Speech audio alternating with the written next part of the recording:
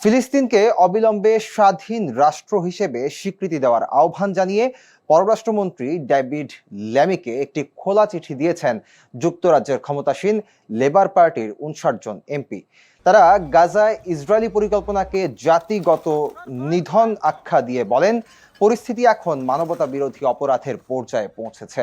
12 জুলাই শনিবার প্রকাশিত চিঠিতে ব্রিটিশ এমপিরা ইসরায়েলি প্রতিরক্ষা মন্ত্রী ইসরায়েল কাটজের পরিকল্পনার কঠোর সমালোচনা করেন, যেখানে গাজার 21 লাখ ফিলিস্তিনিকে রাফার ধ্বংসস্তূপে নির্মিত তথাকথিত মানবিক শহরে জোরপূর্বক স্থানান্তরের কথা বলা হয়েছে। চিঠিতে এই পরিকল্পনাকে নতুন কনসেন্ট্রেশন ক্যাম্পের সঙ্গে তুলনা করেন তারা। চিঠিতে উল্লেখ করা হয়, বিশিষ্ট ইসরায়েলি মানবাধিকার আইনজীবী মাইকেল স্পার্ট বলেছেন, ফিলিস্তিনিদের গাজার দক্ষিণ প্রান্তে ঠেলে দিয়ে বহিষ্কারের প্রস্তুতি নেওয়া হচ্ছে।